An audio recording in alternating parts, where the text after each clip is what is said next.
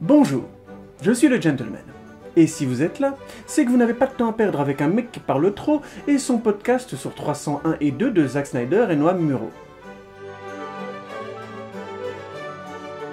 Mais Astrid, dites-moi, il le sait que les podcasts sur les films homophobes et racistes, ça marche de manière parcimonieuse?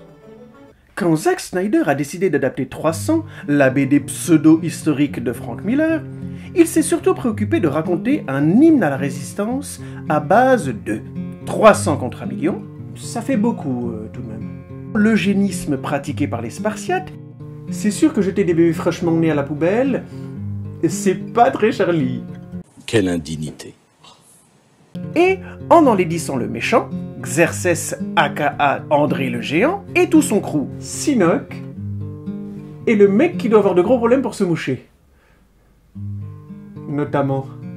Snyder se sentait donc tranquille avec une photographie BD contrastée, originale et assumée, une mise en scène des combats storyboardée à l'effet impactant en alliant plan séquence et ralenti, et globalement un style baroque jouant les contrastes forts, les effets visuels exagérés, gros plans, plongées, etc. Et bien sûr le duo gagnant, du gore et du cul. Et le film fut un gros succès. Et il fut interdit en Iran. Déjà parce que André le Géant, en fait, c'est Xerxès, roi de la Perse achéménide entre -485 et -465 avant Jésus-Christ, merci Wikipédia, et qu'il est considéré par les Perses d'aujourd'hui, donc notamment les Iraniens, comme l'un des instigateurs de la véritable première déclaration universelle des droits de l'homme. Et oui, ça calme. Donc, Xerxès en mode géant, fouet, piercing, escalier humain, ça l'a fait moyen à... Capitale de l'Iran que l'auteur de cette vidéo ne connaît pas, telle la grosse merde qu'il est. Et ensuite, dans le contexte politique où 300 sort au cinéma, la tension est maximum entre les États-Unis et l'Iran d'Ahmadinejad, et Frank Miller, auteur de la BD et accessoirement coproducteur du film, ne trouve rien de mieux à faire que d'en rajouter une couche. Il me semble évident que notre pays et tout le monde occidental sont en conflit avec un ennemi qui sait parfaitement ce qu'il veut, et nous nous comportons comme un empire qui s'effondre. Je pense qu'une partie de cela vient de notre éducation.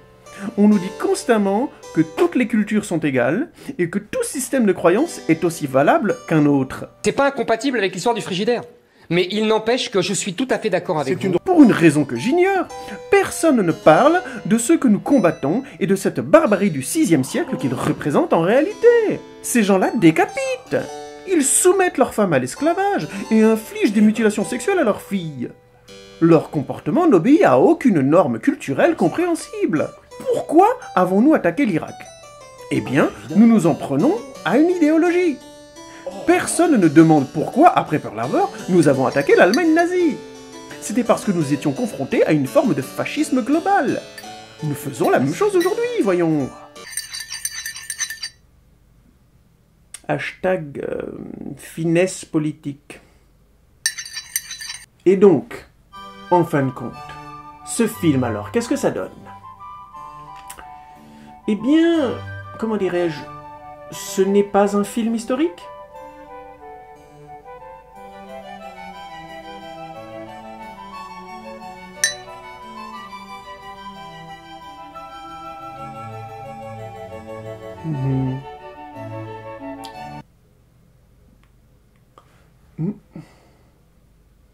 Ni un film politique, si tant est que dire la liberté c'est mieux ou l'esclavage c'est pas gentil soit encore crédible politiquement sur une quelconque planète ou dans quelconque univers. 300 est un hymne guerrier jouissif. Résister à un ennemi que l'on sait unilatéralement mauvais par les armes. Hashtag justice plus noblesse. Mais bon, pour la part historique, ne comptez ni sur Snyder, ni sur Frank Miller. Hein? Regardez plutôt des documentaires historiques. Et pas à 300. De rien.